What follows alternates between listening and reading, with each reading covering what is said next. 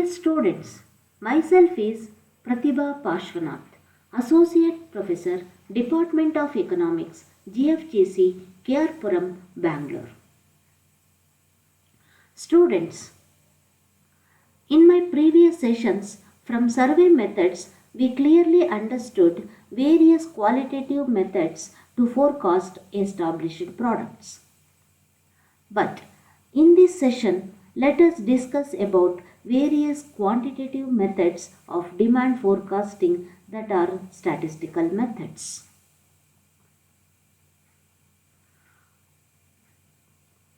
Students, what is the learning objective? Students, you are all able to familiarize with statistical methods. You all will get the knowledge of different statistical methods of estimating demand.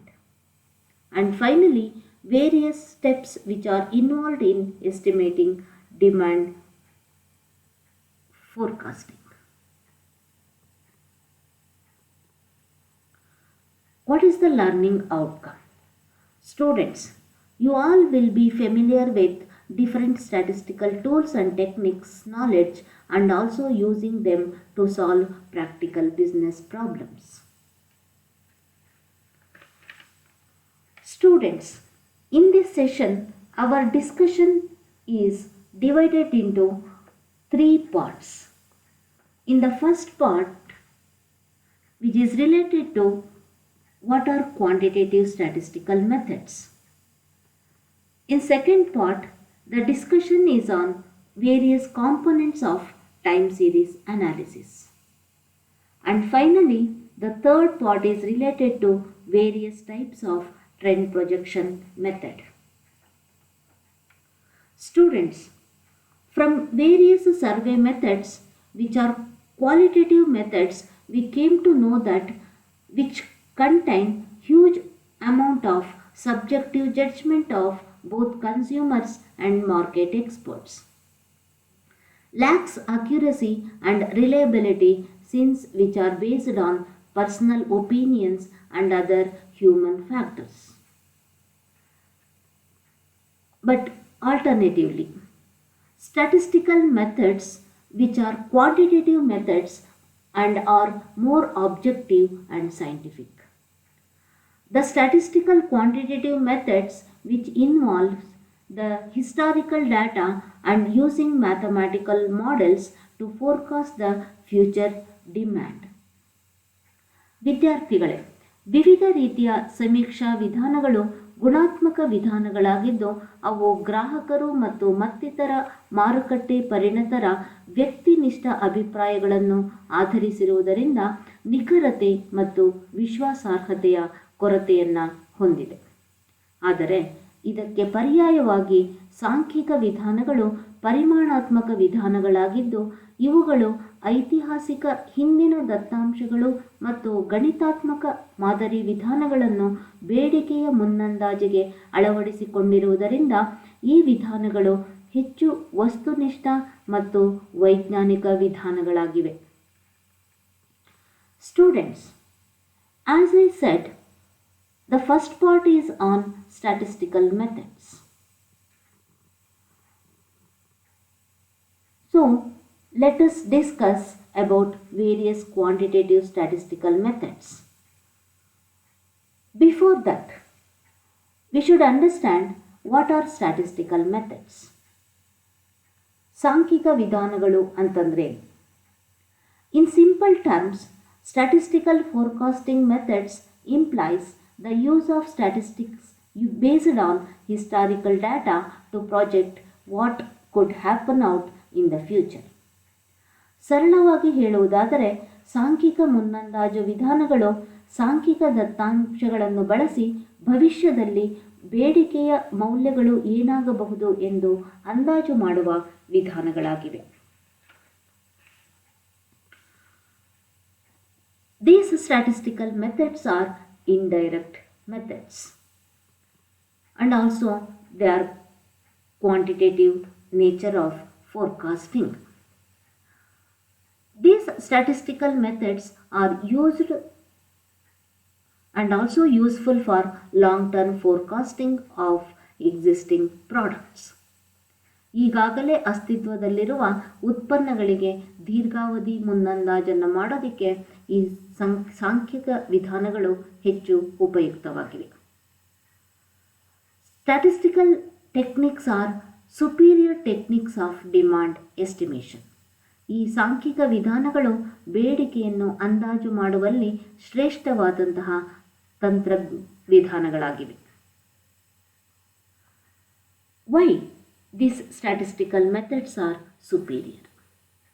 ಏಕೆ ಈ ಸಂಖ್ಯಾಶಾಸ್ತ್ರ ವಿಧಾನಗಳು ಶ್ರೇಷ್ಠವಾದ ವಿಧಾನಗಳಾಗಿವೆ? Students,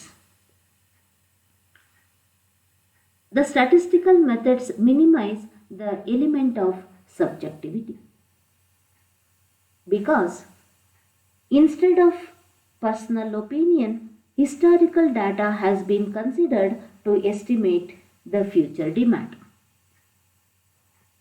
ಈ ಸಂಖ್ಯಾ ವಿಧಾನಗಳು ವ್ಯಕ್ತಿನಿಷ್ಠ ಅಂಶಗಳನ್ನು ಕಡಿಮೆ ಮಾಡ್ತದೆ. ಯಾಕೆ ಅಂತಂದರೆ ವೈಯಕ್ತಿಕ ಅಭಿಪ್ರಾಯಗಳಿಗೆ ಬದಲಾಗಿ ಹಿಂದಿನ ದತ್ತಾಂಶಗಳನ್ನು ಸಂಗ್ರಹಿಸಿ ಬೇಡಿಕೆಯನ್ನು ಅಂದಾಜು ಮಾಡಲಾಗ್ತದೆ.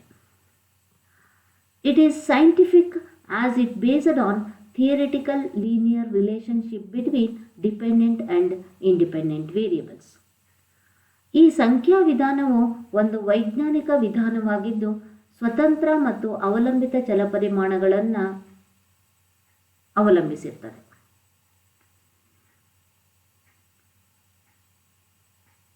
Here, estimation values are more reliable. ಇದರಲ್ಲಿ ಅಂದಾಜು ಮಾಡಿದ ಮೌಲ್ಯಗಳು ಹೆಚ್ಚು ನೈಜವಾಗಿರ್ತದೆ. The cost of estimation is also minimum. ಈ ಸಂಖ್ಯಾ ವಿಧಾನಗಳನ್ನು ಬಳಸಿಕೊಳ್ಳುವುದರಿಂದ ಅಂದಾಜಿಗೆ ತಗಲುವ ವೆಚ್ಚಗಳು ಕೂಡ ಅತ್ಯಂತ ಕಡಿಮೆಯಾಗಿರ್ತದೆ. Students, what are statistical methods of estimating future demand? ಬೇಡಿಕೆಯ ಮುನ್ನಂದಾಜು ಮಾಡುವ ಸಾಂಖ್ಯಿಕ ವಿಧಾನಗಳು ಯಾವ್ಯಾವು? The most important method is trend projection method. ಅತ್ಯಂತ ಪ್ರಮುಖವಾದಂತಹ ವಿಧಾನ ಅಂತಂದರೆ ದೀರ್ಘಾವಧಿ ಪ್ರವೃತ್ತಿ ಮೌಲ್ಯವನ್ನು ಅಂದಾಜು ಮಾಡುವ ವಿಧಾನ ಆಗಿದೆ. What is a trend projection method? ದೀರ್ಘಾವಧಿ ಪ್ರವೃತ್ತಿ ಮುನ್ನಂದಾಜು ವಿಧಾನ ಅಂತಂದರೆ it is A classical method. ಇದು ಸಾಂಪ್ರದಾಯಿಕವಾದಂತಹ ವಿಧಾನ ಆಗಿದೆ. Trend projection analysis is concerned with study of movement of variables over the period of time with time element. ಪ್ರವೃತ್ತಿ ಮೌಲ್ಯವು ವಿವಿಧ ವರ್ಷಗಳಲ್ಲಿ ಅಥವಾ ವಿವಿಧ ಕಾಲಘಟ್ಟಗಳಲ್ಲಿ ಚಲಪರಿಮಾಣಗಳ ಬದಲಾವಣೆಗೆ ಸಂಬಂಧಿಸಿದುದಾಗಿದೆ. ಇದು ಹೇಗೆ ಬದಲಾವಣೆಯಾಗ್ತದೆ ಎಂಬುದರ ಬಗ್ಗೆ ವಿಶ್ಲೇಷಣೆ ಮಾಡ್ತದೆ.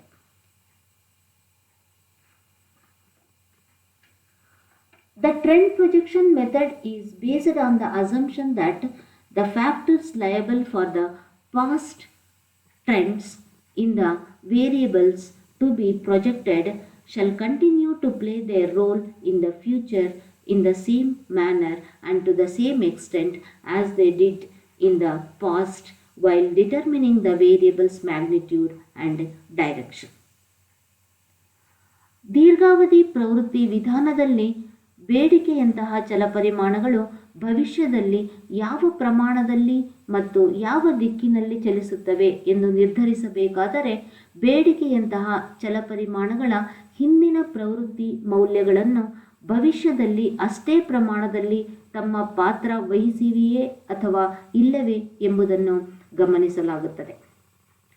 Hence, in predicting the demand for a product, the trend projection method is applied to the long-term series data known as time series data. ಆದ್ದರಿಂದ ವಸ್ತುಗಳ ಬೇಡಿಕೆಯನ್ನು ಮುನ್ನಂದಾಜು ಮಾಡಲು ದೀರ್ಘಾವಧಿ ಶ್ರೇಣಿಯ ಬೇಡಿಕೆ ಅಥವಾ ಮಾರಾಟ ದತ್ತಾಂಶಗಳಿಗೆ ದೀರ್ಘಾವಧಿ ಪ್ರವೃತ್ತಿ ವಿಧಾನವಾದ ಸಮಯ ಶ್ರೇಣಿಯನ್ನು ಬಳಸಲಾಗುತ್ತದೆ. That is time series analysis. Therefore, trend projection method is known as time series analysis since it uses long-term time series data. ಆದ್ದರಿಂದ ಸಮಯ ಶ್ರೇಣಿಯ ದತ್ತಾಂಶಗಳನ್ನು ಅವಧಿಯವರೆಗೆ ಬಳಸಿಕೊಳ್ಳುವುದರಿಂದ ಇದಕ್ಕೆ ಸಮಯ ಶ್ರೇಣಿ ವಿಶ್ಲೇಷಣೆ ಎಂದು ಕರೆಯುತ್ತಾರೆ.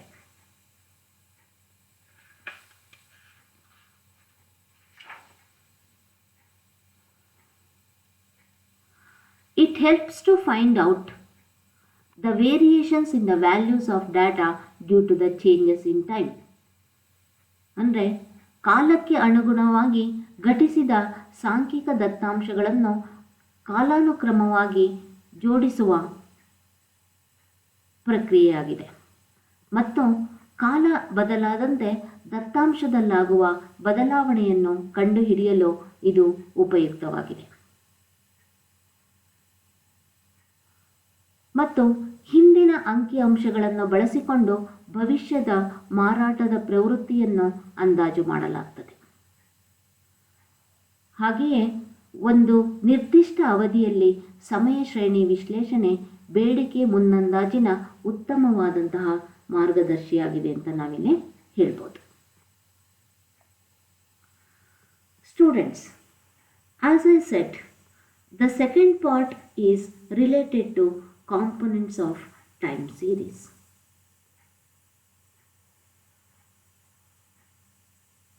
Time series analysis is related to the changes in the value of demand and other related variables like sales, production over a period of time.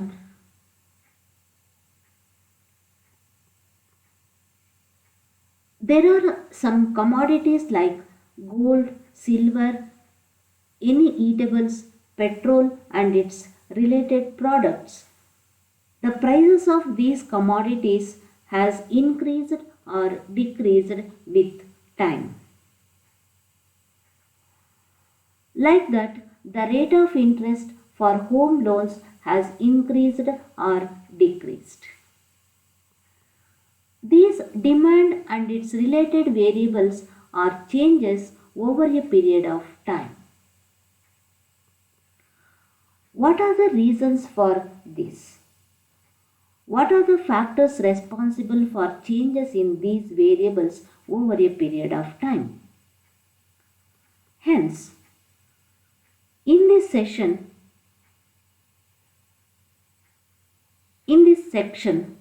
all these can be studied or analyzed with components of time series.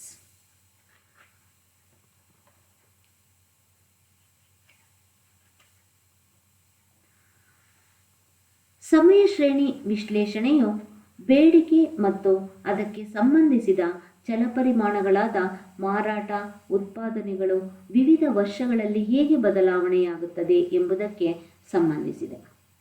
ಉದಾಹರಣೆಗೆ ಚಿನ್ನ, ಬೆಳ್ಳಿ, ಆಹಾರ ಉತ್ಪನ್ನಗಳು, petrol ಮತ್ತು ಅದಕ್ಕೆ ಸಂಬಂಧಿಸಿದ ಬೆಲೆಗಳು ವಿವಿಧ ಕಾಲಘಟ್ಟಗಳಲ್ಲಿ ಏಕೆ ಬದಲಾಗುತ್ತವೆ, ಇವುಗಳೆಲ್ಲ ಏನು, ಈ ರೀತಿಯ ಬದಲಾವಣೆಯಾಗಲು ಕಾರಣಗಳೇನು, ವಿವಿಧ ಕಾಲಘಟ್ಟಗಳಲ್ಲಿ ಈ ಚಲಪರಿಮಾಣಗಳು ಬದಲಾಗಲು ಯಾವ ಅಂಶಗಳು ಕಾರಣವಾಗಿವೆ ಎಂಬುದನ್ನು ತಿಳಿದುಕೊಳ್ಳುವುದು ಅತ್ಯವಶ್ಯಕವಾಗಿದೆ. ಆದ್ದರಿಂದ ಈ ಸೆಕ್ಷನ್ನಲ್ಲಿ ಇವೆಲ್ಲದರ ಬಗ್ಗೆ ಸಮಯ ಶ್ರೇಣಿಯ ಪರಿಭಾವನೆಗಳ ಮೂಲಕ ಅಧ್ಯಯನ ಮಾಡಲಾಗುತ್ತದೆ. What are the components of time series? There are 4 categories of components of time series. 4 ರೀತಿಯ ಸಮಯ ಶ್ರೇಣಿಯ ಪರಿಭಾವನೆಗಳಿವೆ. ಅಂದರೆ 4 ರೀತಿಯ ಅಂಶಗಳು ದೀರ್ಘಾವಧಿಯಲ್ಲಿ ಬೇಡಿಕೆ ಮತ್ತು ಅದಕ್ಕೆ ಸಂಬಂಧಿಸಿದ ಅಂಶಗಳು ಬದಲಾಗಲು ಕಾರಣವಾಗಿವೆ. What are those 4 components? Number 1, The first component is secular trend, or simply we can call it as trend.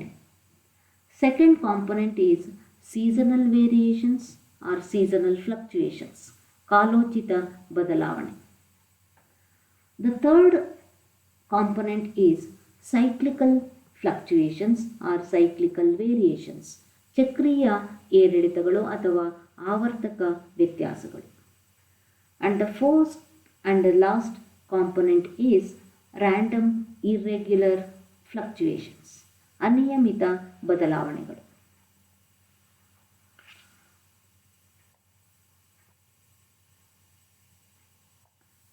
Students, what is secular trend or trend value? ಅತಿ ದೀರ್ಘಾವಧಿ ಅಥವಾ ದೀರ್ಘಾವಧಿ ಪ್ರವೃತ್ತಿ ಮೌಲ್ಯ ಅಂತಂದರೆ what is trend or secular trend? The trend may be defined as the changes in the value of variables over a long period of time.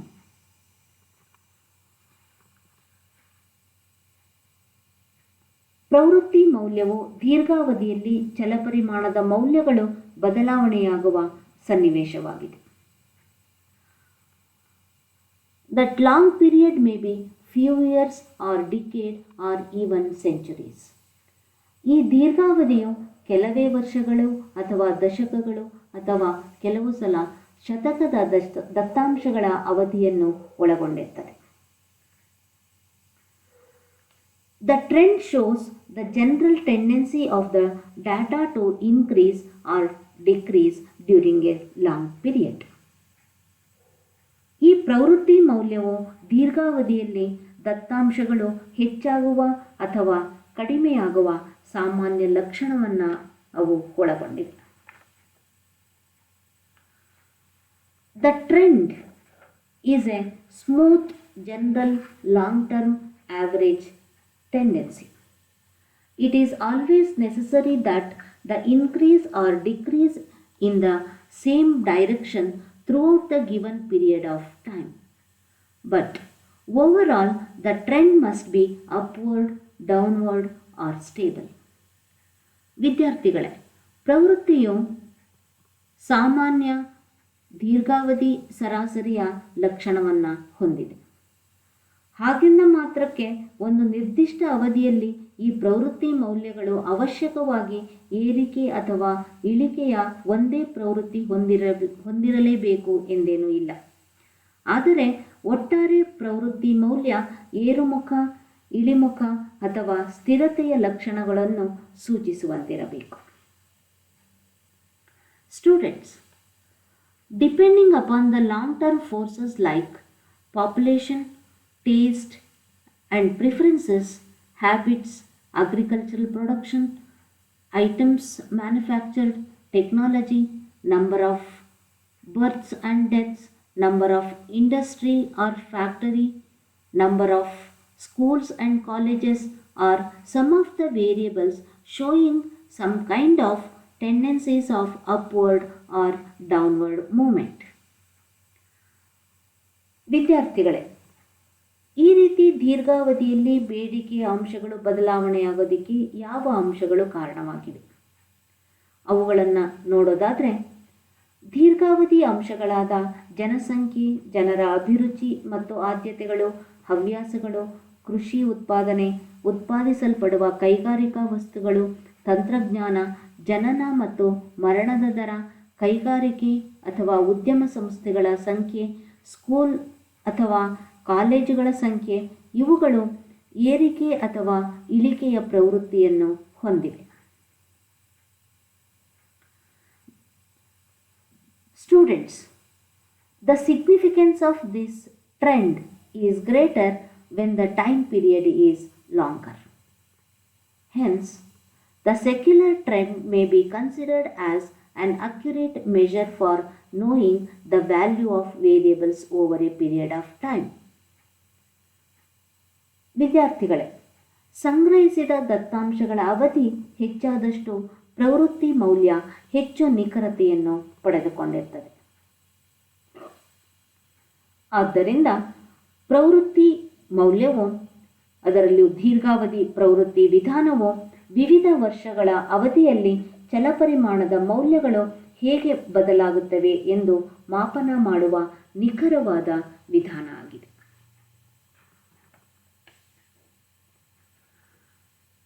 Students, the second component is seasonal variation. ಎರಡನೇ ಪರಿಭಾವನೆ ಋತುಮಾನದ ಏರಿಳಿತಗಳು. Seasonal variations are the rhythmic forces which operate in a regular and periodic manner and are measured for 1 year. These forces have the same or almost the same pattern during a period of 12 months and are recorded hourly, daily, weekly, quarterly or monthly. ಋತುಮಾನದ ಏರಿಳಿತಗಳು ಲಯಬದ್ಧವಾಗಿದ್ದು ಅವುಗಳು ನಿರಂತರವಾಗಿ ಮತ್ತು ಆವರ್ತಕ ರೀತಿಯಲ್ಲಿ 1 ವರ್ಷದ ಅವಧಿಯಲ್ಲಿ ಬದಲಾವಣೆಯಾಗುತ್ತಿರುತ್ತವೆ. ಈ ಅಂಶಗಳು 1 ವರ್ಷದ ಅವಧಿಗೆಲ್ಲ ಬೇರೆ ಬೇರೆ ಋತುಮಾನಗಳಲ್ಲಿ ಒಂದೇ ರೀತಿಯಲ್ಲಿ ಬದಲಾಗುತ್ತಿದ್ದು ಅವುಗಳನ್ನು ಗಂಟೆಗಳಲ್ಲಿ, ದಿನಗಳಲ್ಲಿ, ವಾರಗಳಲ್ಲಿ, ತಿಂಗಳುಗಳ ಅವಧಿಯಲ್ಲಿ ಅಥವಾ ಚಾತುರ್ಮಾಸ ಅವಧಿಗಳಲ್ಲಿ ದಾಖಲಿಸಲಾಗುತ್ತದೆ. What are such seasonal variations? ಅಂತಹ ಋತುಮಾನದ ಏರಿಳಿತಗಳು ಯಾವ್ಯಾವುದು? Students, the variations in business activities are come into play either because of natural factors or man-made conventions. The various seasons or climatic conditions like rainy, winter, summer or the natural factors play an important role in seasonal variations, such as production of crops depending on seasons. During winter, greater demand for woolen cloths. In rainy season, greater demand for umbrella, raincoats. In summer, the sale of electric fans, air condition, cotton cloths, cool drinks and the like will shoot up in summer season. Another factor is man-made conventions, such as festivals, customs, traditions, habits, fashions, and occasions like marriage, for which greater demand for sweets, flowers, new clothes has been increased. For example, greater demand for sweets and crackers during Deepavali, demand for cakes during Christmas, school reopening season brings greater demand for books, uniforms and the like. These seasonal variations are known and are easily predictable and also noticeable. But the upswing of the variables in a season should not be taken as an indicator of better business conditions, but it helps business firms for short-term production planning. ವಿದ್ಯಾರ್ಥಿಗಳೇ, ನೈಸರ್ಗಿಕ ಅಂಶಗಳು ಅಥವಾ ಮಾನವ ನಿರ್ಮಿತ ಸಂಪ್ರದಾಯಗಳು ಬಹುತೇಕ ವ್ಯಾಪಾರ ಚಟುವಟಿಕೆಗಳ ಏರಿಳಿತಗಳಿಗೆ ಕಾರಣವಾಗಿವೆ.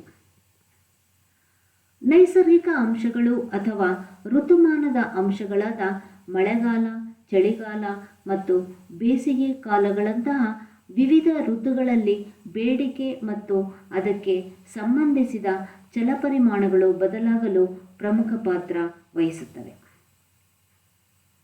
ಕೃಷಿ ಉತ್ಪನ್ನಗಳ ಉತ್ಪಾದನೆ ಋತುಮಾನವನ್ನು ಅವಲಂಬಿಸಿರುತ್ತದೆ. ಹಾಗೆಯೇ ಚಳಿಗಾಲದಲ್ಲಿ ಉಣ್ಣೆಯ ಬಟ್ಟೆಗಳಿಗೆ, ಮಳೆಗಾಲದಲ್ಲಿ ಕೊಡೆ, ರೈನ್ಕೋಟ್ಗಳಿಗೆ, ಬೇಸಿಗೆಯಲ್ಲಿ ಎಲೆಕ್ಟ್ರಿಕ್ ಫ್ಯಾನ್ಗಳಿಗೆ, ಏರ್ ಕಂಡೀಷನ್, ಕಾಟನ್ ಬಟ್ಟೆಗಳಿಗೆ, ತಂಪು ಪಾನೀಯಗಳಿಗೆ ಹೆಚ್ಚಿನ ಬೇಡಿಕೆ ಇರ್ತದೆ. ಅದೇ ರೀತಿ ಮತ್ತೊಂದು ಕಡೆ ಮಾನವ ನಿರ್ಮಿತ ಸಂಪ್ರದಾಯಗಳಾದ ಹಬ್ಬ ಹರಿದಿನಗಳು, ಸಂಪ್ರದಾಯಗಳು, ಸಂಸ್ಕೃತಿ, ಹವ್ಯಾಸಗಳು, ಫ್ಯಾಷನ್ ಮತ್ತು ವಿಶೇಷ ಸನ್ನಿವೇಶಗಳಾದ ಮದುವೆ ಮತ್ತಿತರ ಸಮಾರಂಭಗಳಲ್ಲಿ ಸಿಹಿ ತಿಂಡಿಗಳು, ಹೂವು, ಹೊಸ ಬಟ್ಟೆಗಳು ಮತ್ತಿತರ ವಸ್ತುಗಳಿಗೆ ವಿಶೇಷ ರೀತಿಯ ಬೇಡಿಕೆ ಇರುತ್ತದೆ. ಉದಾಹರಣೆಗೆ, ದೀಪಾವಳಿ ಹಬ್ಬದ ಸಂದರ್ಭದಲ್ಲಿ ಹೊಸ ಬಟ್ಟೆಗಳು, ಸಿಹಿ ತಿಂಡಿಗಳು, ಪಟಾಕಿಗಳಿಗೆ ಹೆಚ್ಚು ಬೇಡಿಕೆ ಇದ್ದರೆ, ಕ್ರಿಸ್ಮಸ್ ಹೊಸ ವರ್ಷಾಚರಣೆಯ ಸಂದರ್ಭದಲ್ಲಿ ಕೇಕ್ಗಳಿಗೆ ಮತ್ತು ಶಾಲಾ ಕಾಲೇಜುಗಳ ಪುನರಾರಂಭವಾಗುವ ಸಂದರ್ಭದಲ್ಲಿ ನೋಟ್ ಪುಸ್ತಕ, ಸಮವಸ್ತ್ರ, ಪುಸ್ತಕಗಳಿಗೆ ವಿಶೇಷವಾದಂತಹ ಬೇಡಿಕೆ ಇರುತ್ತದೆ. ಈ ರೀತಿಯ ಋತುಮಾನದ ಏರಿಳಿತಗಳು ಗೊತ್ತಿರುವ ಅಂಶಗಳಾಗಿದ್ದು ಅವುಗಳನ್ನು ಸುಲಭವಾಗಿ ಅಂದಾಜು ಮಾಡಬಹುದು. ಈ ಋತುಮಾನದ ಏರಿಳಿತಗಳಿಂದ ಉಂಟಾಗುವ ಚಲಪರಿಮಾಣದ ಏರಿಕೆಯು ಉದ್ಯಮ ಚಟುವಟಿಕೆಗಳ ಸೂಚಕಗಳಲ್ಲ. ಯಾಕೆಂತಂದರೆ ಅವು ಒಂದು ನಿರ್ದಿಷ್ಟ ಅವಧಿಯಲ್ಲಿ ಕಾಲ ಬದಲಾದಂತೆ ಬದಲಾವಣೆಯಾಗ್ತಾ ಹೋಗ್ತಾ ಇರ್ತದೆ. ಆದರೆ ಈ ಋತುಮಾನದ ಸನ್ನಿವೇಶಗಳಿಂದ ಅಲ್ಪಾವಧಿಯಲ್ಲಿ ಉತ್ಪಾದನೆಯನ್ನು, ಯಾವ ವಸ್ತುಗಳನ್ನು ಎಷ್ಟು ಪ್ರಮಾಣದಲ್ಲಿ ಉತ್ಪಾದಿಸಬೇಕು ಎಂಬುದನ್ನು ಯೋಚಿಸಲು ಉದ್ಯಮ ಸಂಸ್ಥೆಗಳಿಗೆ ಸಹಾಯವನ್ನ ಮಾಡ್ತದೆ.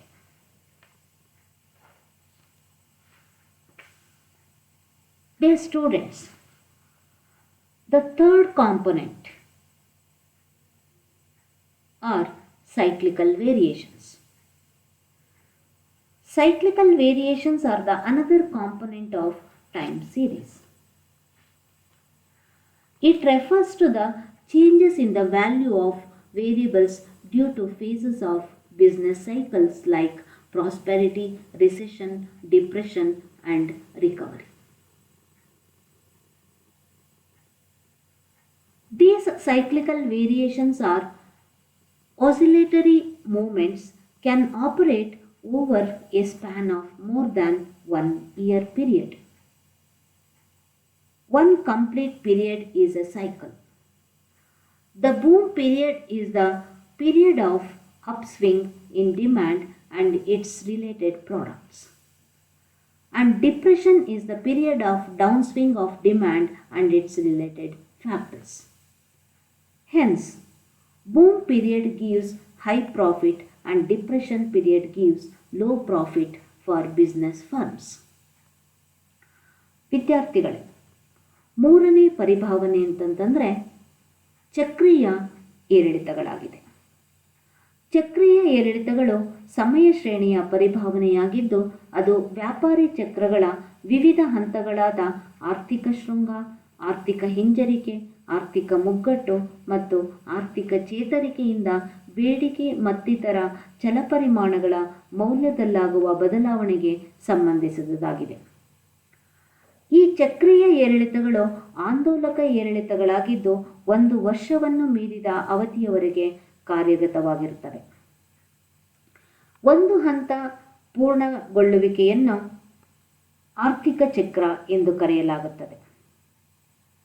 ಆರ್ಥಿಕ ಶೃಂಗದ ಹಂತವು ಬೇಡಿಕೆ ಮತ್ತು ಅದಕ್ಕೆ ಸಂಬಂಧಿಸಿದ ಚಲಪರಿಮಾಣಗಳ ಏರಿಕೆಯ ಅವಧಿಯಾಗಿದ್ದರೆ, ಆರ್ಥಿಕ ಮುಗ್ಗಟ್ಟು ಬೇಡಿಕೆ ಮತ್ತು ಅದಕ್ಕೆ ಸಂಬಂಧಿಸಿದ ಚಲಪರಿಮಾಣಗಳ ಇಳಿಕೆಯ ಅವಧಿಯಾಗಿದೆ. ಆದ್ದರಿಂದ ಉದ್ಯಮ ಸಂಸ್ಥೆಗಳಿಗೆ ಆರ್ಥಿಕ ಶೃಂಗವು ಅಧಿಕ ಲಾಭವನ್ನು ಮತ್ತು ಮುಗ್ಗಟ್ಟು ನಷ್ಟವನ್ನು ತಂದುಕೊಡುವ ಸನ್ನಿವೇಶವಾಗಿದೆ. Students, the last component of time series is irregular or random variations. ನಾಲ್ಕನೆಯ ಮತ್ತು ಕೊನೆಯ ಪರಿಭಾವನೆ ಅಂತಂತಂದರೆ ಅನಿಯಮಿತ ಅಥವಾ ಯಾದೃಚ್ಛಿಕ ಏರಿಳಿತಗಳು ಅಥವಾ ಅನಿರೀಕ್ಷಿತ ಏರಿಳಿತಗಳು. The factors which causes the variation in the variables under study are random or irregular variations.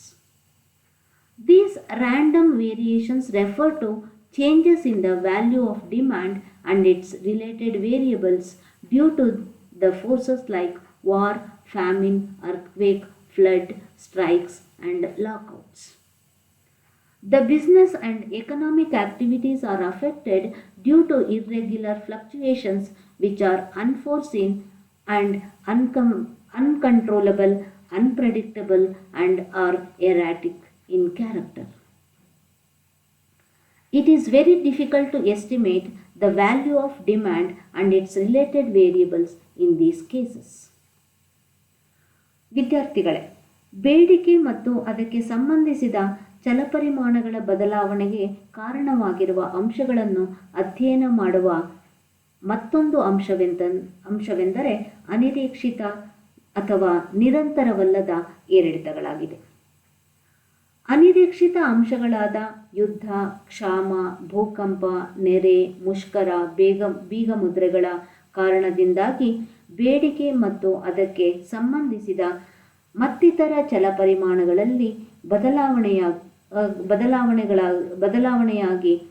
ಬದಲಾವಣೆಯಾಗುವ ಚಲಪರಿಮಾಣಗಳೇ ನಿರಂತರವಲ್ಲದ ಏರಿಳಿತಗಳಾಗಿವೆ. ಈ ರೀತಿಯ ನಿರಂತರವಲ್ಲದ ಏರಿಳಿತಗಳು ಅನಿರೀಕ್ಷಿತ, ಅನಿಯಂತ್ರಿತ, ಅಂದಾಜು ಮಾಡಲು ಸಾಧ್ಯವಿಲ್ಲದ ಮತ್ತು ಅನಿಯಮಿತ ಲಕ್ಷಣಗಳನ್ನು ಹೊಂದಿದ್ದು ಅವು ಆರ್ಥಿಕ ಮತ್ತು ವ್ಯಾಪಾರ ಚಟುವಟಿಕೆಗಳ ಮೇಲೆ ಪರಿಣಾಮ ಬೀರುತ್ತದೆ. ಇಂತಹ ಅನಿಯಮಿತ ಏರಿಳಿತಗಳಿಂದ ಬೇಡಿಕೆ ಮತ್ತು ಅದಕ್ಕೆ ಸಂಬಂಧಿಸಿದ ಚಲಪರಿಮಾಣಗಳನ್ನು ಅಂದಾಜು ಮಾಡುವುದು ಕಷ್ಟಕರ.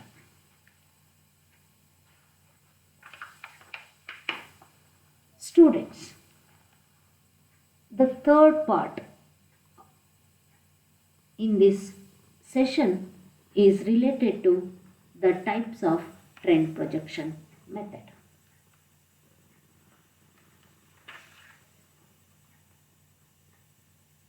Dear students, we understood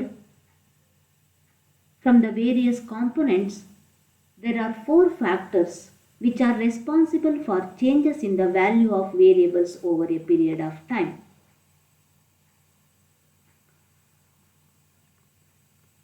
Among these, seasonal and cyclical variations are short-term movements and exits for particular period of time. Hence, they are easily predictable.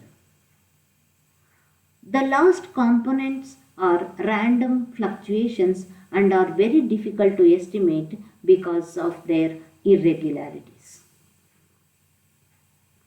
But the secular trend or trend is related to long-term movements of the variables, and most of the business activities are affected by long-term secular trend due to changes in technology, population, taste and preferences of the customers. ವಿದ್ಯಾರ್ಥಿಗಳು, ವಿವಿಧ ಅವಧಿಯಲ್ಲಿ ಚಲಪರಿಮಾಣಗಳು ಬದಲಾವಣೆಯಾಗಲು ಕಾರಣವಾಗಿರುವ ಅಂಶಗಳನ್ನು ನೀವಾಗಲೇ ತಿಳ್ಕೊಂಡಿದ್ದೀರ. ಅವುಗಳಲ್ಲಿ ಋತುಮಾನದ ಏರಿಳಿತಗಳು ಮತ್ತು ಚಕ್ರೀಯ ಏರಿಳಿತಗಳು ಹೆಚ್ಚು ಕಡಿಮೆ ಅಲ್ಪಾವಧಿಗೆ ಏರಿಳಿತಗಳಿಗೆ ಸಂಬಂಧಪಟ್ಟದ್ದಾಗಿದ್ದು ಅವುಗಳನ್ನು ಸುಲಭವಾಗಿ ಅಂದಾಜು ಮಾಡಬಹುದು. ಅನಿಯಮಿತ ಏರಿಳಿತಗಳು ಅನಿಯಂತ್ರಿತವಾಗಿರುವುದರಿಂದ ಅವುಗಳನ್ನು ಅಂದಾಜು ಮಾಡಲು ಸಾಧ್ಯವಿಲ್ಲ. ಆದರೆ ಮೊದಲನೇ ಪರಿಭಾವನೆಯಾದಂತಹ ದೀರ್ಘಾವಧಿ ಪ್ರವೃತ್ತಿ ಅಂಶಗಳು ದೀರ್ಘಾವಧಿಯಲ್ಲಿ ಉದ್ಯಮ ಸಂಸ್ಥೆಗಳ ಆರ್ಥಿಕ ಮತ್ತು ವ್ಯಾಪಾರಿ ಚಟುವಟಿಕೆಗಳ ಮೇಲೆ ಪರಿಣಾಮ ಬೀರುವುದರಿಂದ ಅವುಗಳಲ್ಲಿ ಸ್ಥಿರತೆಯನ್ನು ಕಾಯ್ದುಕೊಳ್ಳಬೇಕಾದರೆ ಭವಿಷ್ಯದಲ್ಲಿ ಪ್ರವೃತ್ತಿ ಮೌಲ್ಯಗಳನ್ನು ಅಂದಾಜು ಮಾಡುವುದು ಹೆಚ್ಚು ಪ್ರಾಮುಖ್ಯತೆಯನ್ನು ಪಡ್ಕೊಂಡಿದೆ. Hence, what are the different types of trend projection methods that are used to estimate future demand? ಆದ್ದರಿಂದ ಬೇಡಿಕೆಯನ್ನು ಮುನ್ನಂದಾಜು ಮಾಡಲು ಯಾವ ರೀತಿಯ ಪ್ರವೃತ್ತಿ ಅಂದಾಜು ವಿಧಾನಗಳನ್ನು ಅನುಸರಿಸಲಾಗುತ್ತದೆ? Again, there are 4 types of trend projection methods to estimate future demand. 4 ರೀತಿಯ ಪ್ರವೃತ್ತಿ ಮುನ್ನಂದಾಜು ವಿಧಾನಗಳನ್ನು ಅನುಸರಿಸಲಾಗುತ್ತದೆ. What are those? ಅವುಗಳು ಯಾವ್ಯಾವುದು?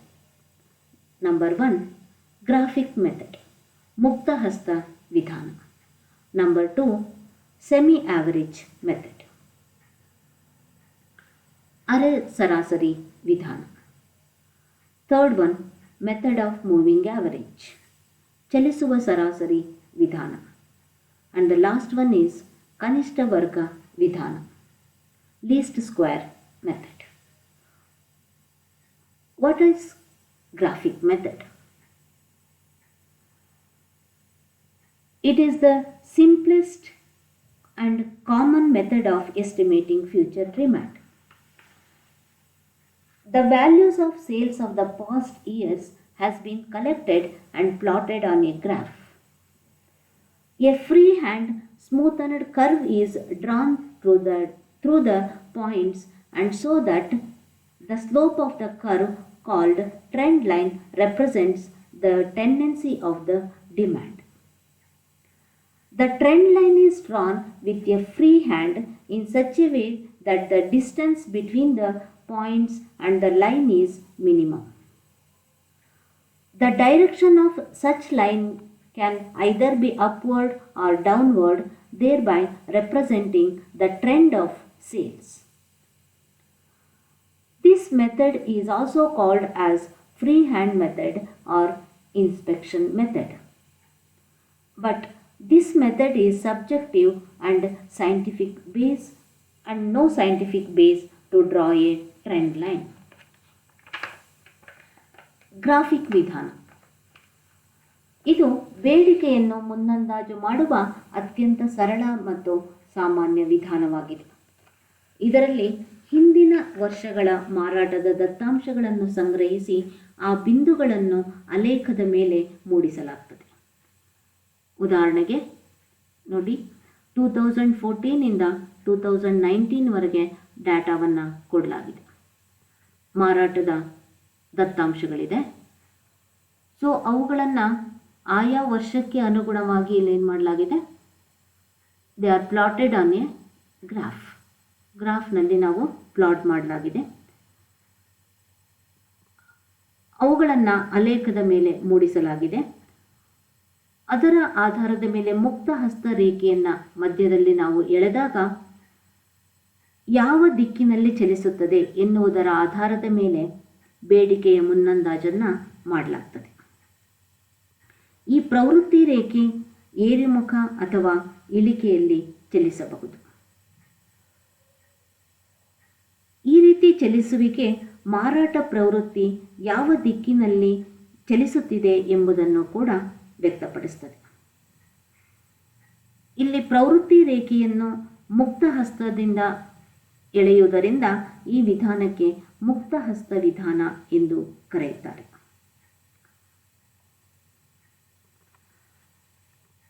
Second method is method of semi-average, ಅರೆ ಸರಾಸರಿ ವಿಧಾನ. As the name suggests, in this method, collected data can be divided into two equal parts, and the average can be calculated for each part. The average values are plotted against the mid value of the each half.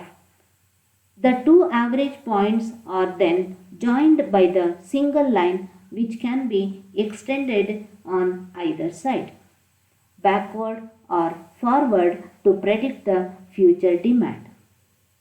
If the number of years in the time series are odd, mid-year data is omitted to get the two equal parts. This method is very simple and easy to compute, but the extreme values have a great influence on the trend result.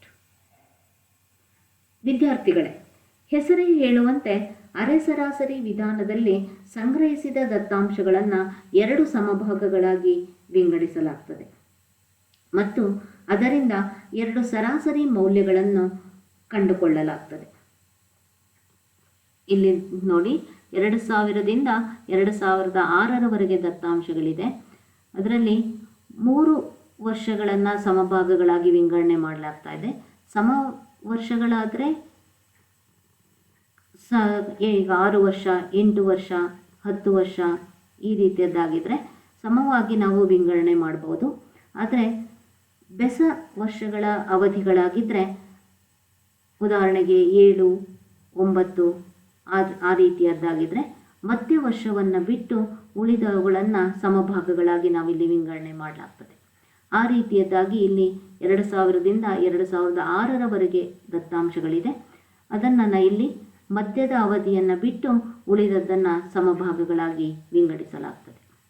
ಇಲ್ಲ ಅಂತಂತಂದರೆ ಸಮವರ್ಷಗಳ ಅವಧಿಗಳ ದತ್ತಾಂಶಗಳಿದ್ದರೆ ಸಮನಾಗಿ ಅಲ್ಲಿ ವಿಂಗಡಣೆ ಮಾಡಬಹುದು. ಮಧ್ಯದ ಅವಧಿಯನ್ನು ಬಿಟ್ಟು ಬಿಡುವ ಅವಶ್ಯಕತೆಯಲ್ಲಿ ಇರೋದಿಲ್ಲ.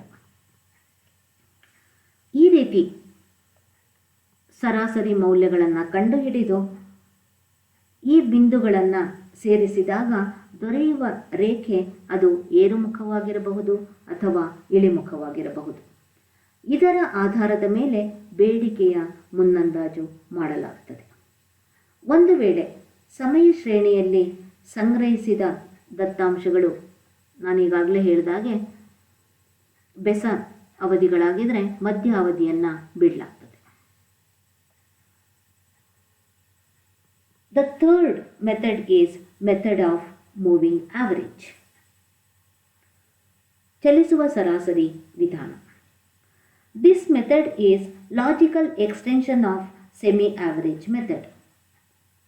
Under this method, a past data over 10 to 20 years or more than that has been collected and a series of successive averages can be calculated from the overlapping periods. It can be calculated for 3, 4, 5 or 6 years period. Each moving total of the values in groups of years is calculated and divided by number of years in the group. For example, 3 years data has been collected, added together and it is divided by 3. Like this, the moving average values are plotted on graph and joined together. Later observe the trend line. If there is a regular movement, the moving average trend will be a straight line. And if there is a irregular movement, the trend will be a curved one.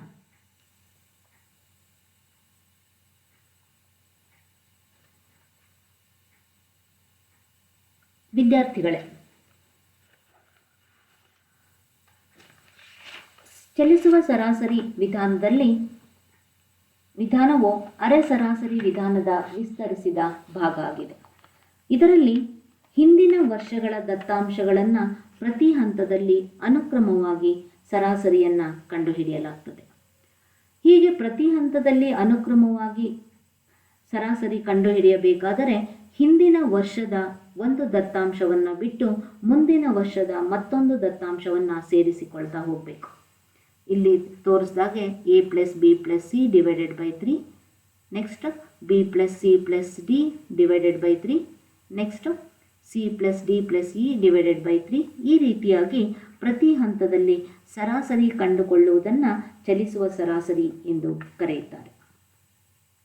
ಈ ರೀತಿಯ ಚಲಿಸುವ ಸರಾಸರಿಗಳನ್ನು ನಾವು 3, 4, 5 ಅಥವಾ 6 ವರ್ಷಗಳಿಗೆ ಕಂಡುಹಿಡಿಯಲಾಗ್ತದೆ.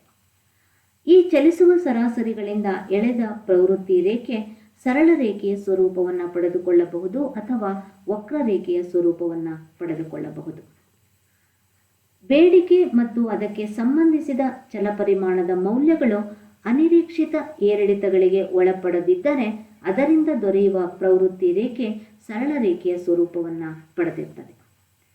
ಒಂದು ವೇಳೆ ಚಲಪರಿಮಾಣದ ಮೌಲ್ಯಗಳು ಅನಿರೀಕ್ಷಿತ ಏರಿಳಿತಗಳಿಗೆ ಒಳಪಟ್ಟಿದ್ದರೆ ಅದರಿಂದ ದೊರೆಯುವ ಪ್ರವೃತ್ತಿ ವಕ್ರರೇಖೆಯ ಸ್ವರೂಪವನ್ನು ಪಡೆದಿರ್ತದೆ.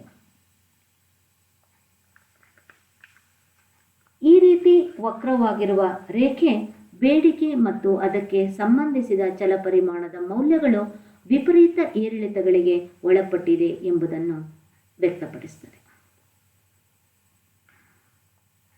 Students, the last method is least square method, ಕನಿಷ್ಠ ವರ್ಗ ವಿಧಾನ. This is most scientific method, ವೈಜ್ಞಾನಿಕತೆಯಿಂದ ಕೂಡಿದಂತಹ ವಿಧಾನ. So I can explain it in my next session. ಅದನ್ನು ಮುಂದಿನ ಸೆಷನ್ನಲ್ಲಿ ವಿವರವಾಗಿ ತಿಳ್ಕೊಳ್ಳೋಣ. Students, after listening this video and going to the study material and PPT, you should answer the following MCQ questions. The demand trend values are projected on. The options are time series data, cross-sectional data, secondary data and primary data. So the answer is given, it is time series data. Second question. The estimation of trend values on average of overlapping of period is. The options are graphic method, semi-average, method of moving average, least square. So it is overlapping, ವರ್ಷವನ್ನು ಬಿಡ್ತಾ ಹೋಗೋದು. ಅದು answer C, method of moving average. Question number 3. Which of the following is not a component of time series? Options are technology, customs and traditions, industrial production, famines. So answer is industrial production, that is not the component of time series. Fourth question. Secular trend values are changes due to. Options are human customs, business cycles, taste and preferences, natural calamities. So that is secular trend. It is due to taste and preferences of the consumers. Option C. And the last question is statistical methods are indirect method of estimation, quantitative estimation, long run estimators and all of the above. So the answer is D, it is indirect estimation, quantitative, long term and estimators. Therefore the answer is option D. Students, after this, to get much more knowledge about the these session, information about time series analysis and trend projection method, you have to refer the following books: R. Sharma, Business Economics; H.L. Ahuja, Microeconomic Analysis; Agarwal, H.S. Modern Theory; K. Ramachandra, myself Pratibha Pashwanath; B. Chandrasekhara, Market Behavior and Cost Analysis; and then Kannada book H.R. Krishnamurthy Hosabedu, Vyavaharika Arthashastra, and then one more book by Prabhakara Shishila, that is Nirvahana Arthashastra. Thank you students. Thank you one and all.